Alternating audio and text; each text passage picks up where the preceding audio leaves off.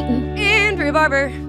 How's it going? Ooh, that was a good one. That one felt good. That one hit in the chest. Yeah. It had some reverberation to it. Yeah, we've warmed up. We're warmed up now, so it was true. It's true. Sometimes the first moment of the day, I'm like, yeah, doesn't sound great. Yeah.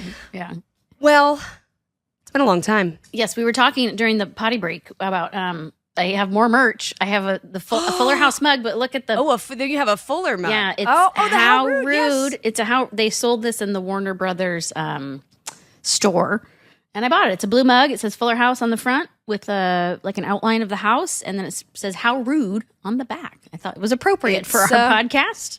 Indeed. Yes. I thank you. I thank you. It's not a using a How Rude mug. Of course. I'm the merch girl. I love me some merch. So. You really do. You really do. Like I said, you are the ideal merch recipient. Mm-hmm. But one thing I use all the time are the glasses that we did. Oh, I love those Fuller. glasses. Yeah. That was a very useful gift. Yeah. It was. It really was. It was. Okay, so what was it? 4 tumblers or 4 glasses. Like pint glasses. Pint glasses.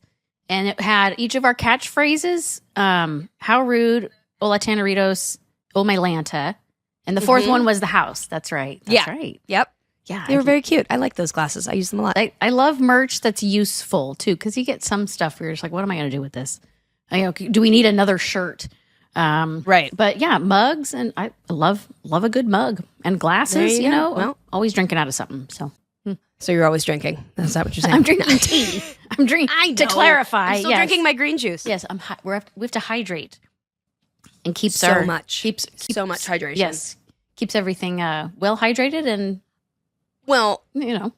Speaking of hydration, which is one of the things that is encouraged in this episode, because this episode, is actually something that you wouldn't even have an episode about today. I know. Chicken pox. That's the wild thing. Chicken pox. Did you have chicken pox when you were a kid? Oh yeah. I did. I am of the age that we didn't have the vaccine. Right. So now, we all most kids get vaccinated for chicken pox, and it's like you don't hear about it anymore. Yeah. But yeah, when I was young, you definitely did. Now there's somewhere on my forehead here, I think it's like right up here, is that's just a pimple. But this over here is it's my chicken pox scar, my very first one that was on my forehead, and I scratched it, and I just scratched it off. Oh no! And that has That's forever how you got been that scar. the scar. Okay. Yeah, it was a tiny little scar on my forehead. Interesting. So that is the chicken pox scar. But I love this episode. It's just ridiculous. It's so fun. It's so fun for so many reasons. It's really, really fun and silly.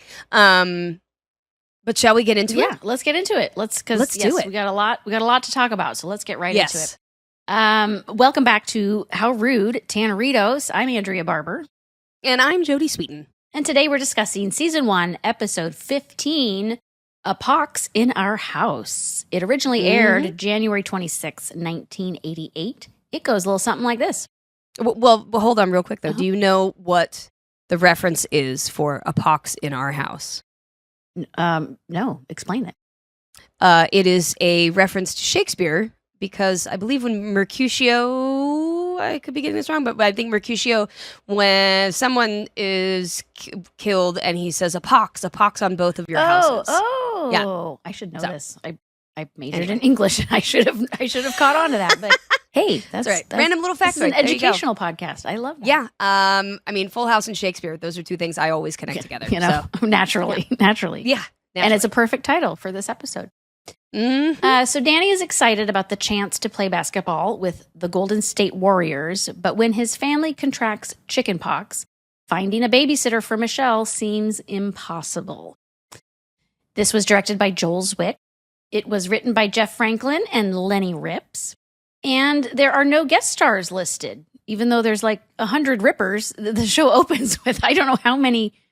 Right? Who are? Okay. Well, there's some rippers, and then there's some randoms. It's rippers and randoms. Okay. Rippers and randoms. Okay. I mean, look, I maybe they weren't randoms to John. I'm sure maybe friends with them, but maybe, yeah. But Lanny and Gary and oh my gosh, why can't I think of his name? He's very tall. Anyway, they are the rippers that are always there, and then the other guys. Oh, hi, dog. Sorry, my dog just Aw. came and barged in. Hi, Issa. Hi, dog. Oh, I'm not sure who they Yeah, who are. are these other- Although it does look like members of Menudo. So well, there's I'm not saying it is, and I'm not saying it isn't, but it could be. yeah. Well, and two of these guys have the same mullet as Jesse. Like Two? Seven. There's like, out of 9 people present, there are 7 solid mullets. even Gary in the red hair was it a red mullet? Okay. It was everywhere. I actually wrote that down. The mullets. Like, They're that was so just like the mullets. Because The mullets and the rippers. the mullets, well, right. The mullets and the rippers. Yeah, Jesse and the mullets is really what it should have been. But it was, Totally. and the bad lip syncing. Oh man. It It great. was so good. It was so good. cheesy. It's I so loved it. good. It was fantastic. Oh, what an opening. But yeah, they it was interesting. And a doo-wop moment. Like a which- harmony. They're singing. Yeah, like a harmony. Doo-wop. Hoj- Like I Hoja. didn't what? Hoja, isn't that what they're singing? I don't know what they're singing. I wrote it down. Is Hoja by Todd Rundgren? Todd Rundgren. I'm saying all of this wrong. Somebody's going to point it out. It's all right. Okay. It's all right. We'll I don't know. I'm trying to think of the name of the but it's a Todd Rundgren song, Okay. and I think it's about. I thought they were saying pork chop, but Oh. I Let's go could with be that. wrong. It's better than Hoja. That's what I thought. Okay. I thought it was they were saying pork chop because I was like, why pork chop? Do you watch? So wait, do you watch these episodes with the title, like the what do you call it? Closed captions? Subtitles? So, no, the closed caption. You don't like I do because I'm old and I can't hear, and so I always watch shows. Turn the volume up. Well, I What do. do you I mean? do. You have to read the shit. I don't have You're to. not that deaf, I and you're don't not that old. It That's started so- when that I was is- watching like The Crown or any of British shows where I'm like I can't quite Well, understand the right. accent, so I started watching with closed captioning. And now I'm into Korean drama. Like we're really going off. I'm into Korean dramas now, so I'm all about subtitles. This is a total tangent. I don't mind. Well, you know me. I'm fine with watching weird, dark German shows that are completely subtitled and just staying in my hotel room for all night. So, yeah, I don't use the closed captioning, but yeah. Well, if you did, Is you would that know why that you it's wrote Hoja. down? How is this spelled? I wrote it phonetically. Hodeja. But I don't know if that's how it's really spelled. Hodeja. Yeah. I keep looking to see if Jensen is going to pop in with like Hoja? real facts instead of me. Did you look up the name of it? Is that Yeah. I did. It's Hoja by Hoja. Todd Rundgren. okay? We've really. I'm not a huge Todd Rundgren fan. I'm not but, either. And we've gone off the rail. Like we're not even out of the first 15 seconds I'm of the still- show, and we are. I'm still stuck on Menudo and the mullets. So, okay. back on Sorry. track. Back on track. Yeah. Okay. Jensen says that's it. Hoja, Right. not pork chop. I think pork chop's better. Let's go with pork chop. Okay. Is it like Holja? Holja? I don't know. You know, H-O, like hold ya? Oh, Hoja? I don't know. I don't know. I have no idea what it's referring to. Okay. No, wait. Here we have more incoming facts. Hoja was performed on the first season of the television series Full House. Okay. This isn't. These are Wikipedia facts. It's confirmed that it's Hoja. Always sus. Okay. Well, Okay. let's move that's on. all right. Let's move on. You know what? On our Todd Rundgren podcast, and that's all we have for today, folks. Thank you for joining us. We're out of time now. We didn't actually get to discuss the We're episode. out of time. We've been reviewing all of Todd Rundgren's discology and having some thoughts. Okay. Wow. Go. Okay. Okay. So Jesse and like the 10 other mullet rippers are singing in harmony. They finish Again, a musical episode. We start off. We're with, back. like the musicals. No, the musical Right? numbers are back, and I'm here for it. I love this. Even with the bad lip syncing, it's so great. They finish, and Jesse tells the guys goodbye. He'll see them at dress rehearsal, and the guys all do this bit where they repeatedly harmonize goodbye. And Right. Jesse's finally like, just get out of here. go. So Stephanie, who's wearing a really cool pink checkered sweater that says cha cha cha. So cute. Yes. Yeah. One in my list of fabulous 80s 3D puffy sweatshirts. I'm into these 3D puffy sweatshirts. They're so cute. I wish I had some as a kid. You could make them, just I'm not tie a bow on something. I'm I not don't know, that glue some crafty. rhinestones on it. Just Look, you can bedazzle anything. True. You know this. True. Yes. Okay. Yeah. Go to Joann's. You can get all of the materials. Yeah, you'll be fine.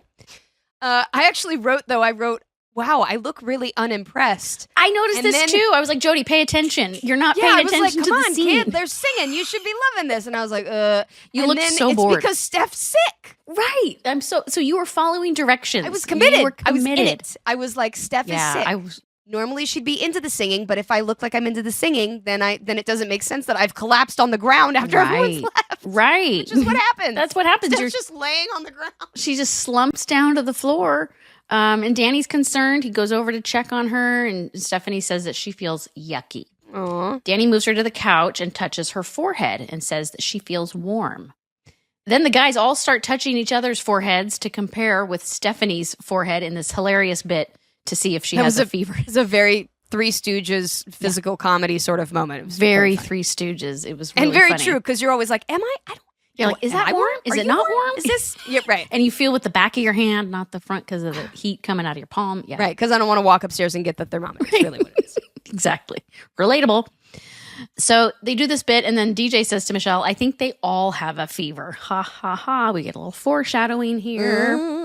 So Danny finally determines that Stephanie does have a fever. Stephanie asks, aren't I too young to get pimples? As she shows Danny her arm covered with bumps. Danny says, uh-oh, those aren't pimples. Those are chicken pox. And Stephanie says, chicken pox? I caught something from a chicken? Oh, Jodie.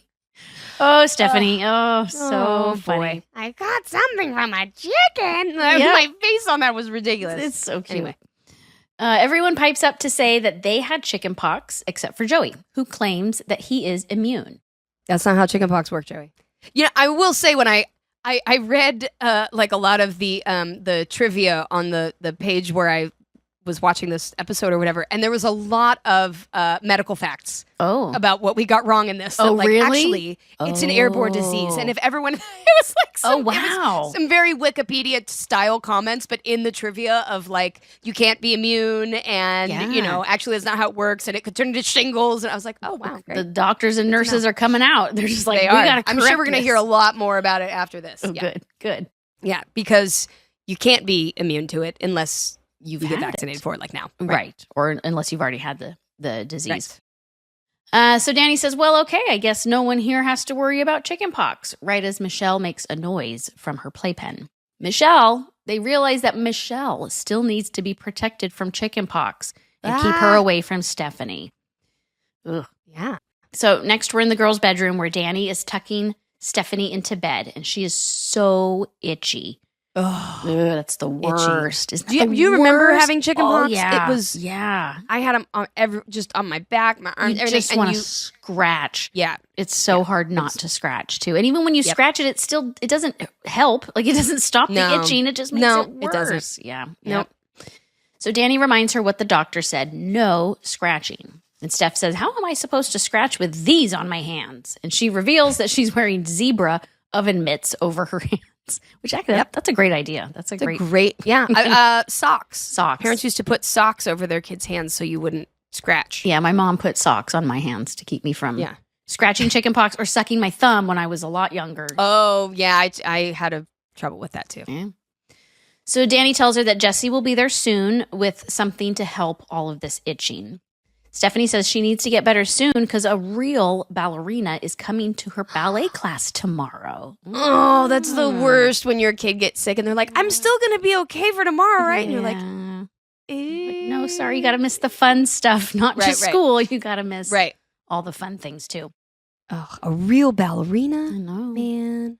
DJ walks in with a glass of juice for Steph. Steph chugs the juice and says, keep them coming, DJ. This time, orange juice and no pulp. I love that you're just bossing her around. A prelude of things to come. Oh, yes. Keep them coming. Keep them coming. So Jesse enters dressed in a very sparkly turquoise suit. This gets a woo from the audience, but it's wow. What a vision. I mean, First of all, the sequins on it made me want to touch it because I wanted it to be like that, like those like reversible sequin things like they have now. Mm-hmm. I bet it wasn't, but that silver lame shirt underneath he was wearing, you just want to touch it. Looked like it was made out of foil. You know what I mean? He looked like a sort of like a turquoise baked potato. Yes, he did. It was great. Did. It's such a great. bold outfit choice. Bold indeed. Bold indeed. Yeah. And Danny says Jesse looks like he should be spinning from the ceiling at a disco. Very true. He's not wrong. He's not wrong. Jesse tells Steph that he brought her some calamine lotion, and he and Danny rub the lotion all over Stephanie's back. Oh, yes. Joey enters and says to Stephanie, what you need is a state-of-the-art medical technology, and he presents her with a large teddy bear named Teddy Itch No More. He teaches her to scratch the bear instead of herself. That's another great idea. I mean, I don't know if that actually works. I've never tried it, but again, distraction for kids. You know, it's scratch that bear and you pretend like you're scratching yourself, but you take it out of the bear instead. I'm here for it. I'm here for that remedy. Trying anything when kids are sick. You'll do whatever it takes. But I have to say, this is yet one other instance where we have not yet established Mr. Bear. Oh, you're right. Mr. Bear, it's really, something's missing, and it's Mr. Bear. And it's Mr. Bear. Yeah. He should have been in from the beginning, but we'll wait. We'll wait. It's coming. Yeah, we'll wait. It's okay. So then Joey gives Stephanie a special bonus gift, something to alert them when she needs them, an air horn. Stephanie blares the horn, and Danny and Jesse say, thanks a lot, Joey. I loved that air horn. You did? That was, loved it. It was great. You kidding me with an air horn? Yeah. How many times did you press that thing when they weren't even rolling the cameras? Well, you know me. I was very good about stuff like that. I was not going to be like, I probably wanted to, but I would not. It's hard for child actors to not want to like play with all the props. And can you imagine? Oh, can you imagine? I know exactly what you're thinking. Right? Can you imagine with an air horn? Yeah, it was fun, but I did not abuse my air horn privileges. That's good. So. That's good. You were very mature. That I remember. For your age. Okay. Although I'm sure I probably would have blocked that out. So DJ walks in with a tray of orange juice glasses and says, well, that should last you 5 minutes.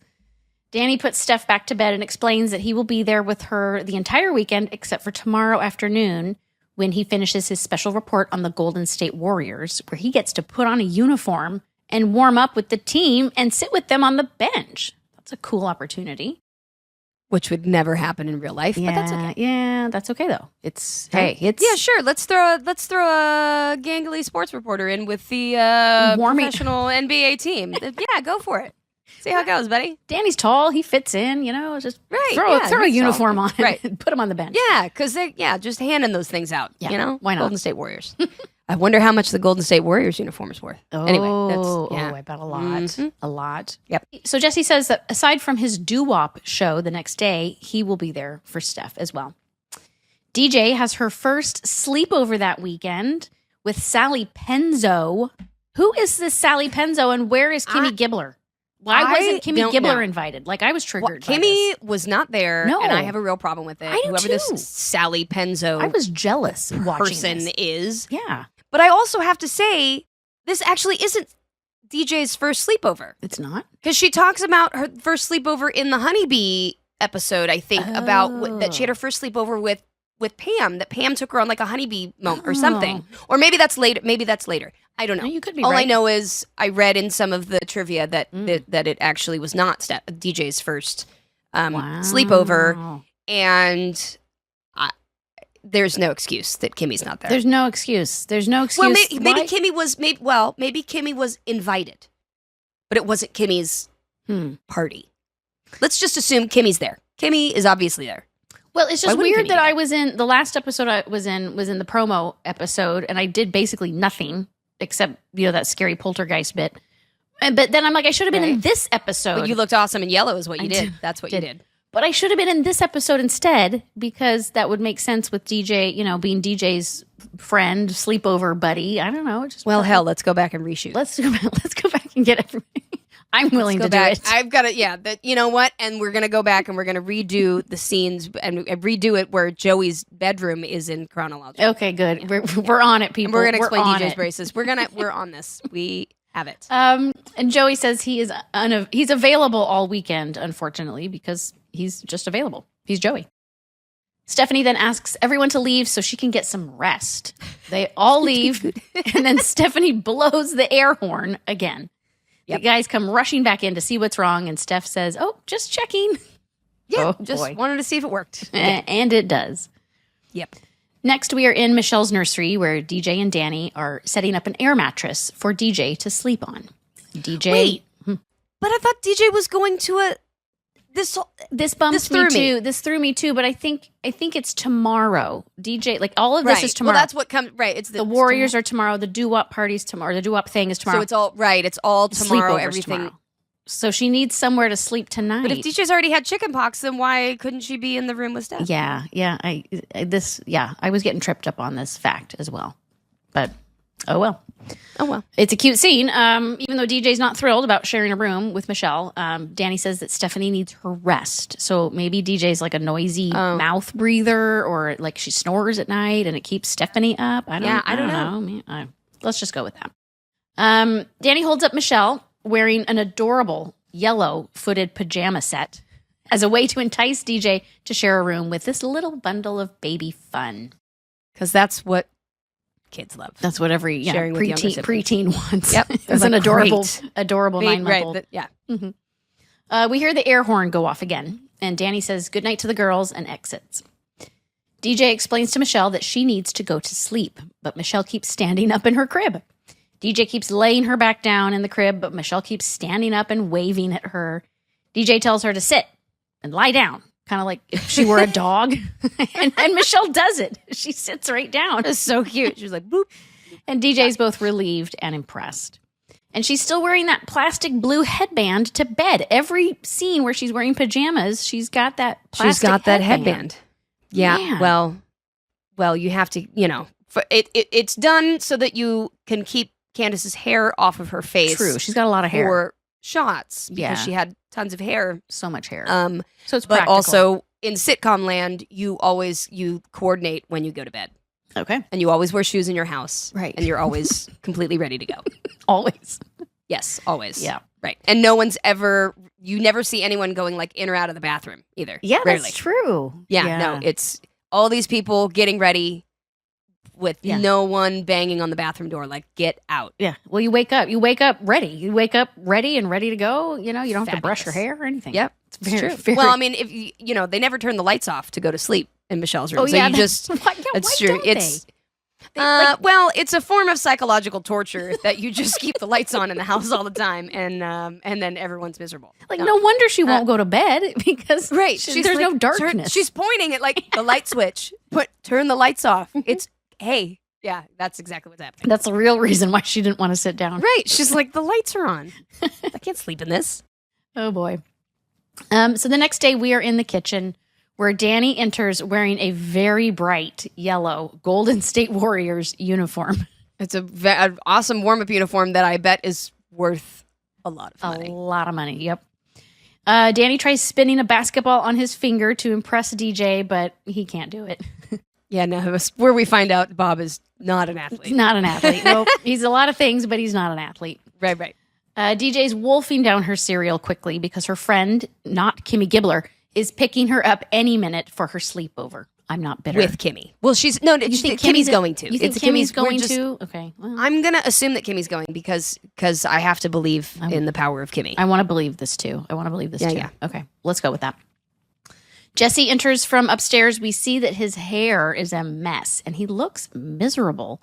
He sits at the kitchen table and drops his head on it. Joey comes up the stairs and he looks miserable too and says he has a fever. He thinks it's malaria from all of these mosquito bites all over him. Danny informs him that, oh no, those are chicken pox. Not so immune after all, it seems. No. And chicken pox as an adult can be very dangerous, Joey. You should really not, all of you should not be touching the kitchen table. I know, where you eat food. Oh, with your head and your chicken poxy skin. Let's just rub all of our bites or chicken pox all over the DJ, table. run, go. Yeah. No wonder she wants to get out of there. Right? So just then the phone rings and Jesse answers it as he's scratching his back and his arms. It's his mother. She just randomly calls. By the way, just randomly. That's well, right. Of course she randomly calls. It's our grandma. Well, okay. Of course she would call. It's just very convenient that she calls at this moment. Well, because he's explaining to Mom how Joey and Stephanie have the chicken pox, and Mom tells him that he never had chicken pox either, and what he thought after making a big deal about how brave he was. Yeah, he's a tough guy. Yeah, you just got to be tough. Guy. But no, he didn't have chicken pox. What he actually had was just a rash, like a wool rash. Wool makes me itchy too. I get it. It's true. So all three of them now have chicken pox. Danny starts to wonder what he's going to do now that his two babysitters can't go near the baby because they both have chicken pox too. She's already been exposed, Danny. It's too late. It's too late.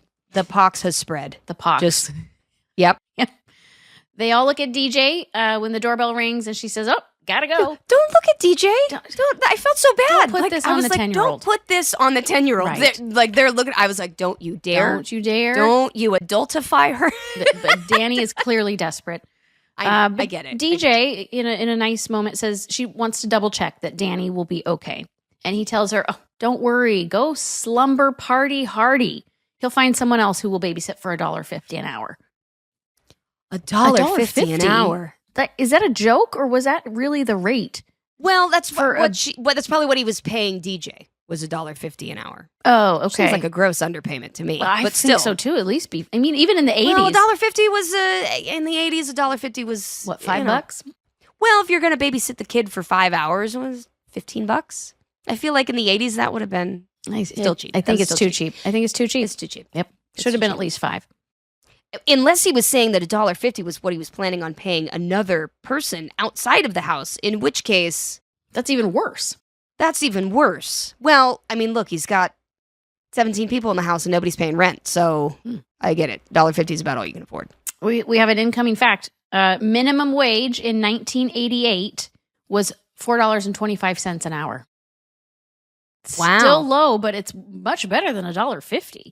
So Danny's grossly underpaying. True, but if you're paying in-house cash, you're not getting taxed on it. $1.50 might be all right. Okay, you know? I guess if you're 10, sure, that goes a lot further. Look, if you're 10, you don't know anything. What do you know? She just wants the cash, yeah.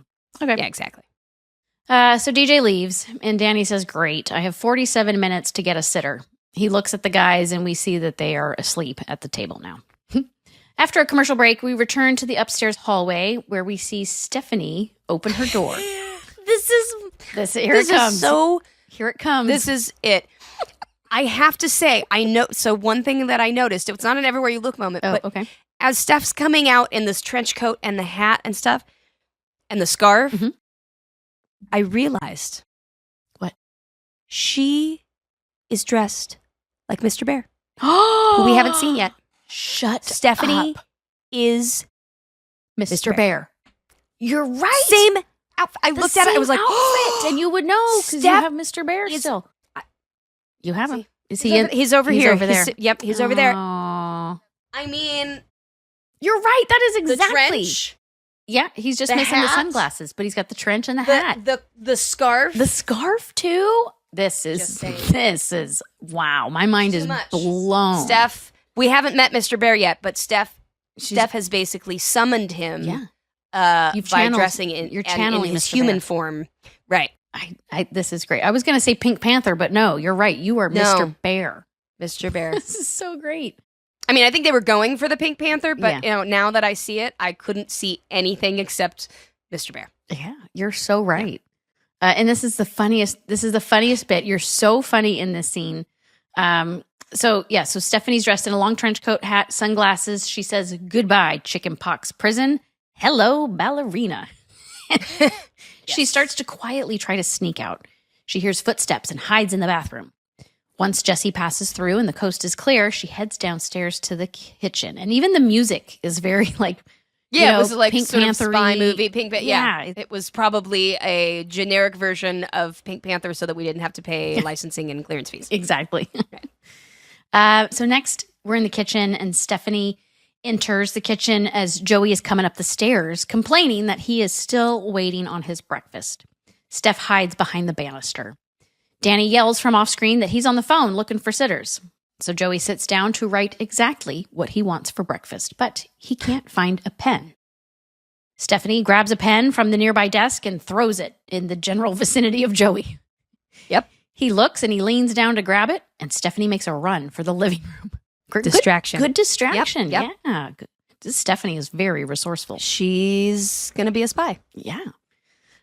So in the living room, Danny is on the phone with his stage manager, Derek, trying to convince him not to replace him at the Warriors game.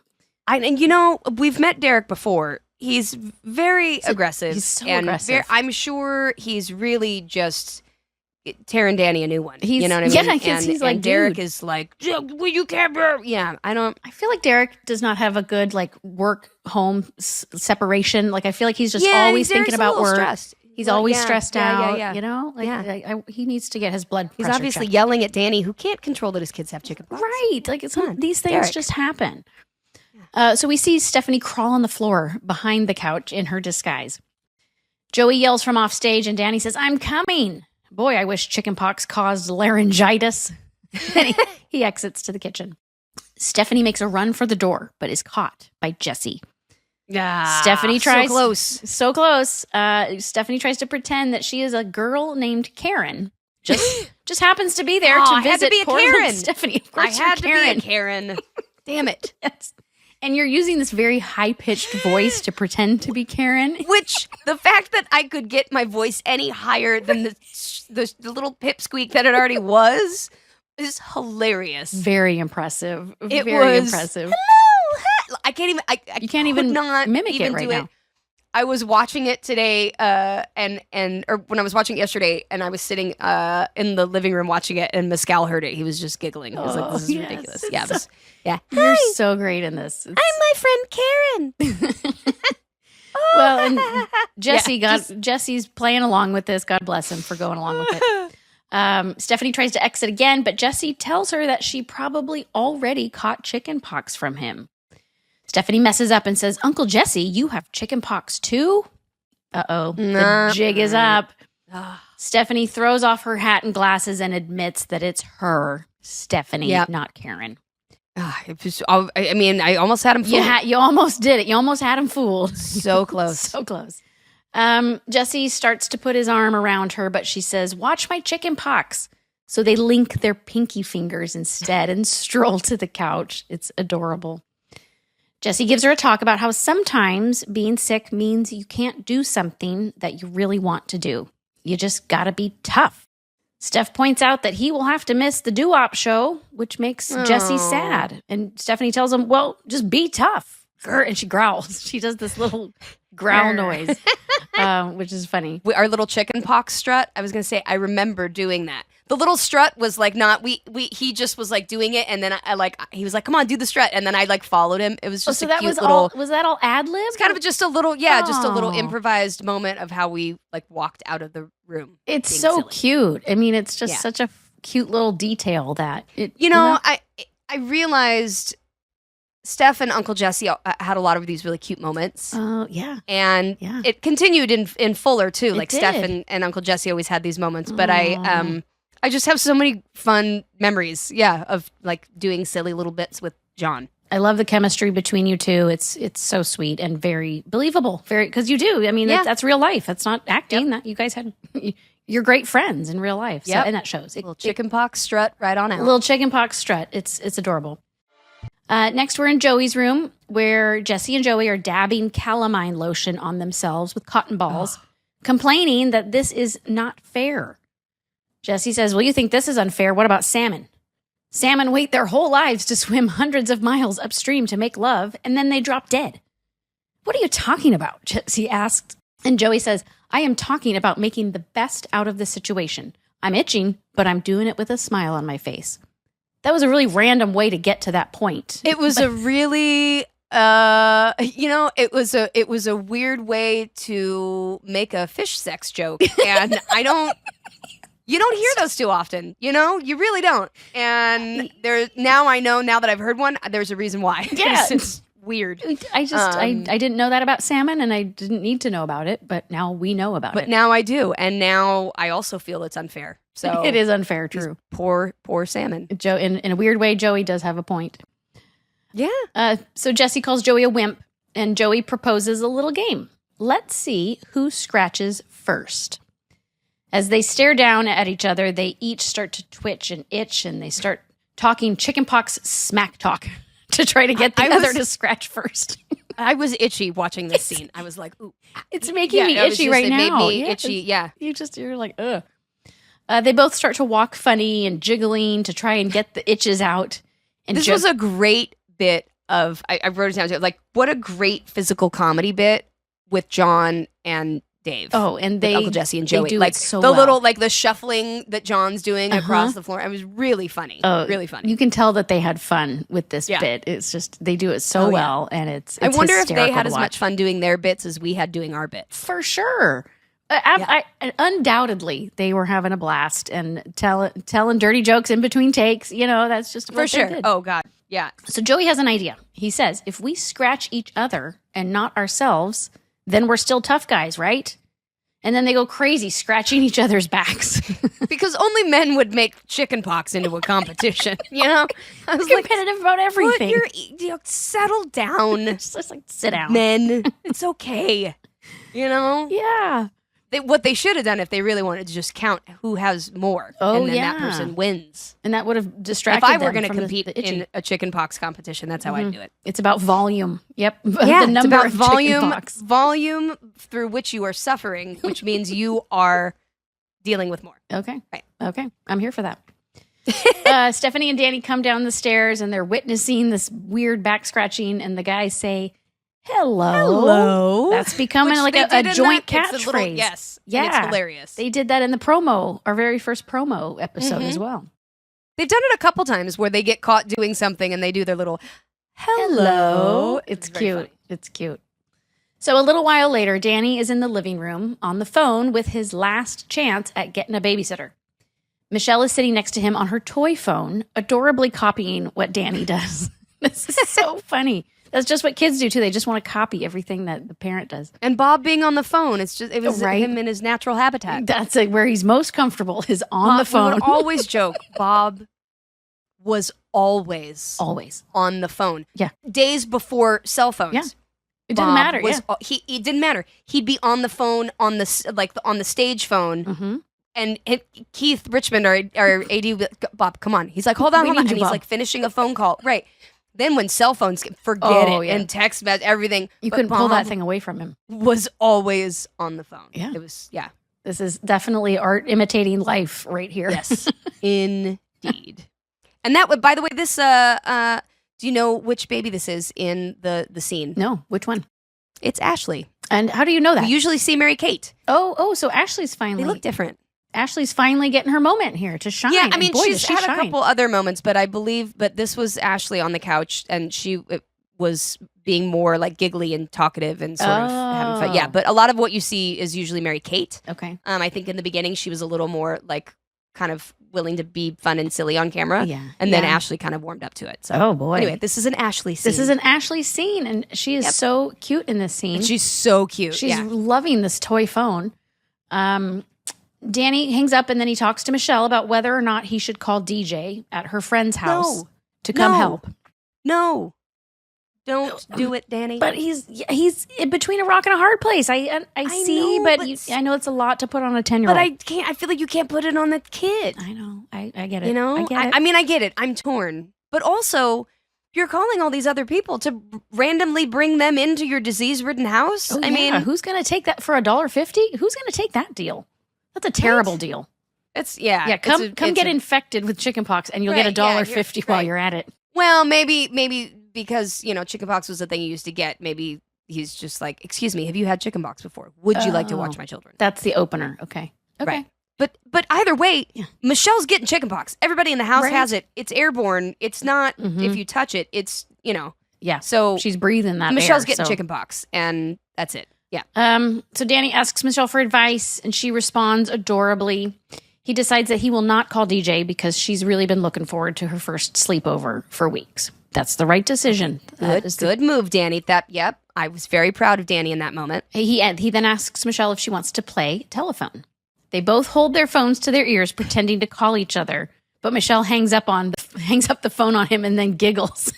That was a funny little baby moment. Again, it's unscripted, and you can't write these things because if you write it, the baby won't do it. But if it's natural, right. Well, could you imagine? Gold. Be like, okay, baby, now you're gonna hang up the phone, and then you're gonna laugh right after this happens. Right? Yeah, no, it doesn't. She just does it, and it's just have these perfect. little magical moments. It's so cute. So back in Joey's room, Joey, Jesse, and Stephanie are sitting on the bed. Jesse's wearing oven mitts, Joey is wearing hockey gloves, and Steph is scratching her teddy bear. Jesse sprays something on them to stop the itch, and Stephanie says, ooh. And Joey says, I don't know what it was. What sort of, it's in like a strange little flower diffuser. Oh, what is he spraying? It must be like a calamine spray or a Benadryl. I don't know. Itch spray. The only thing I've ever used something like that for is to water an orchid. So I was like, I didn't know that this could be possibly used for chicken pox. I don't know. Well, Jesse's using it, whether it was intended for that purpose or not. And it also really makes the song work better. It does. This is a great bit coming that up. Little psh. Yeah. So they go back and forth like this, that ooh, ah. And Jesse starts to sing, that's the sound of the men working on the chain gang. A song by Sam Cooke. I love this. It's also in Forever Plaid, my favorite musical. Yep. It's such a good song, and it's great.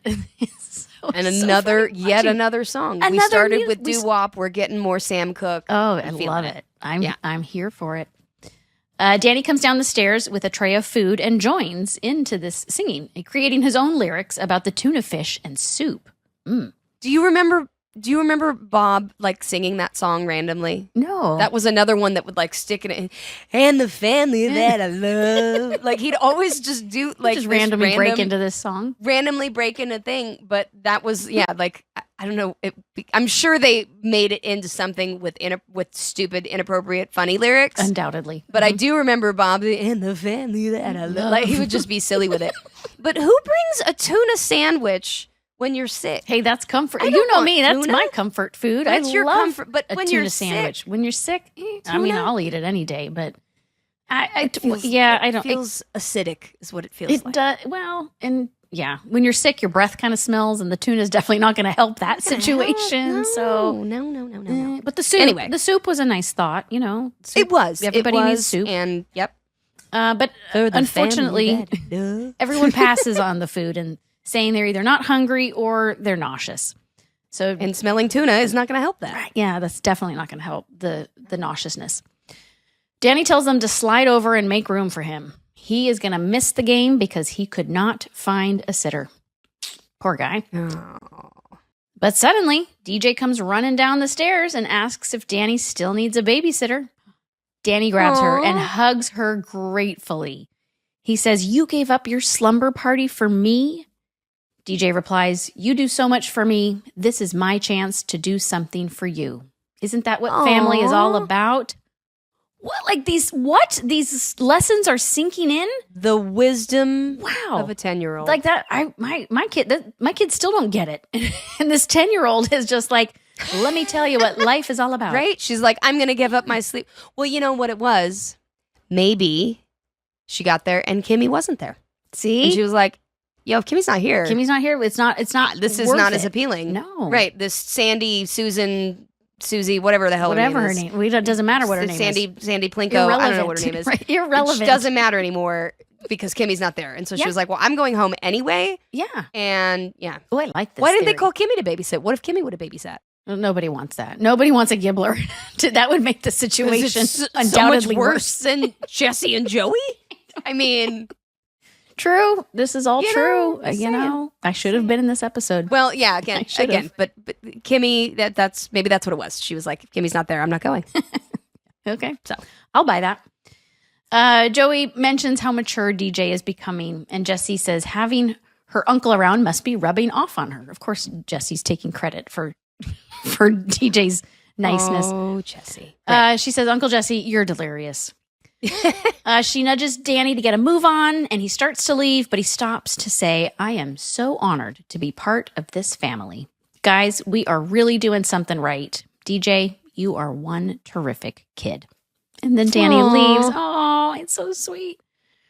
DJ looks at the chicken pox patients on the bed and says, you guys don't need anything, right? But all three of them start yelling all of the things that they need in rapid succession.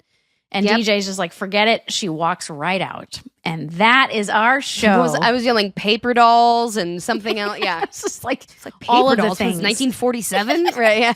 Well, how's that going to make you feel Basically. better, you know? Well, if you're bored, what was I going to guess. say? Huh? A Game Boy? That wasn't even a thing yet. No, you know? No, yeah. it was not. And that was not. what? She needs Bring a me my snack. pet rock. No. you need something besides tuna fish sandwiches. That's for sure. True. Yeah. It's true. But DJ saved the day. DJ saved the day. Yeah, what a fun episode. This is such a classic episode. I just love this episode. It's funny and it's silly. And I liked it because it involved really the whole family. Like everyone was in on it. Everyone was affected by it. Yeah. It was a whole family episode. Yeah. Where, the last one felt like very specific more to the adults. True. Very this true. This one was very much a full family episode. Yeah. And it was kind of like just one, like usually you have the A storyline and the B storyline, but this was all just kind of like one big giant A storyline. Well, that's what I mean. It was one big chicken pox. Yeah. I like that. I like when everybody can get involved in the same storyline because then it doesn't feel like two separate episodes. Right. Yeah. Right. I think this is one of the top 10 episodes in Full House history. I'm just going to say it. It's a bold statement. I do love this episode. It's a bold statement. It is, I never realized that I dressed like Mr. Bear. I never put two and two together. That's mind-blowing. Yeah. If you take nothing else away from this episode. If you take nothing away from this, Steph is dressed as Mr. Bear. You're manifesting Mr. Bear. When does Mr. Bear come into the show? Like I'm desperate to. I don't know. That's That's what I'm wondering. I will be very excited to see when Mr. Bear makes his appearance. I don't know if it's season 1, season 2. No idea. It's got to be soon. I feel like it's got to be season 1. I feel like back half of season 1 we're going to see Mr. Bear. Okay, that's your prediction. So okay, I could be wrong. I would agree. I would agree with that. And there's some super fan out there that's going to tell us exactly when Mr. Bear appears. Right. They're going to be like, the episode number, the minute. Right. At the 18 number. minutes, 17 seconds, Mr. Bear enters. Right. Yeah. Absolutely. Well, another fabulous fun episode. Yeah. Do you have any everywhere you look moments? There weren't a ton. I didn't have an everywhere you look moment for this one. I really was, I guess maybe other than the Mr. Bear thing. The Mr. Bear moment. That's But that wasn't really an everywhere you look.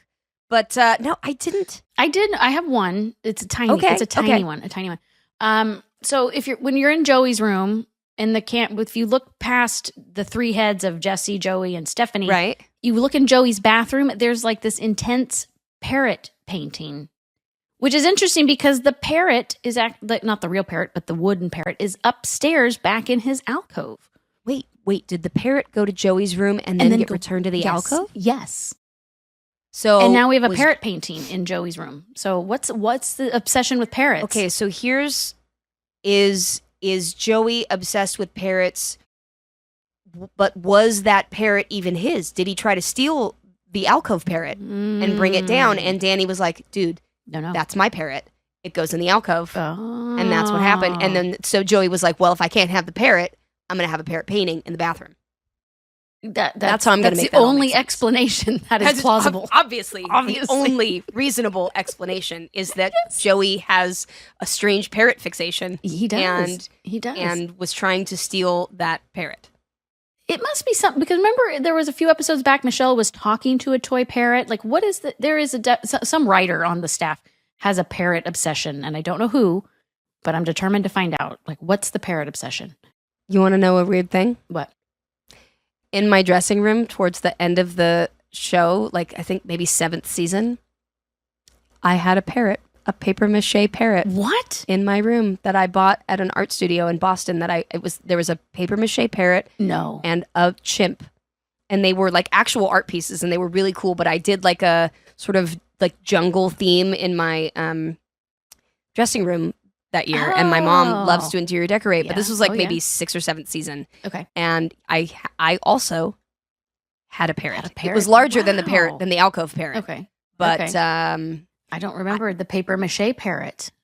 What is it about that? I mean, it was stage? painted like it was painted like it looked like a real parrot. It was a really cool piece of art. Wow. But yeah, I don't know. I don't know why I also got sucked into the parrot hysteria. Yeah, what is it about that stage? What is it about 1988 that like there's parrots everywhere? Everywhere you look, there's parrots. I don't get it. I don't get it. Yep. If anyone knows why there's a parrot infatuation on Full House, please let us know if you figured it out. Joey has it's just a strange. It's a Joey thing. It's a Joey thing. It's a Joey, and thing. that's all you have to say. It's a Joey thing. It's a Joey. That explains it all. It's a Joey thing. Yep. Yeah. Why is there a parrot? It's a Joey thing. Got it. Mystery solved. Mystery solved. Well, another fun and fabulous episode. Thank you so much for listening. Make sure you guys are subscribing to the podcast so that you can get all the new episodes as they come out. We also have some fun mini-sodes that we have been putting out every couple weeks with little behind-the-scenes stories and tidbits that we might not get to otherwise in episodes. But if you want to follow us and DM us or comment on Instagram, our podcast, it's How Rude Podcast. And you can also send us an email at howrudepodcast@gmail.com. So we'd love to hear from you and submit your questions. If you have questions behind the scenes stuff or any questions for AB and I, we are answering those on our mini-sodes too. And we'd love to hear from you. Also, if you have a corrections corner, please let us know. Bring it I'm on. sure that there's something that we've missed. That could be its own segment. Although it's not a parrot. Right. But thanks so much again for listening, you guys. We love having you around. And remember, the house is full. Almost. The house is full, but the heart is small. The world is small. God damn. You almost had it. You just reversed it. You just reversed it. Why can't I get this? Why is this the thing? You know what it is? I get halfway through and then I panic. And then I go, you're going to say the wrong thing. And then I just freeze. I remember the house is full. Remember, the world is full and the house is small. No, the world is small and the house is full. We'll be here all night, folks. Starting hour 2 of this podcast while Jodie tries to get the outro right. So close. You can do it. I believe in you, Jodie. I believe in you. You can do it. Start with the world. The houses? No, start with the world. The world. See, I want to start with the house. I want to start house and then world. Start big, go small. Got it. Yeah. The world is small and the house is full. You did it. Yes. I knew it. You could do it. There we go. Love it. Ta-da. Now we can go take a nap. Karen. Jodie, sweetie.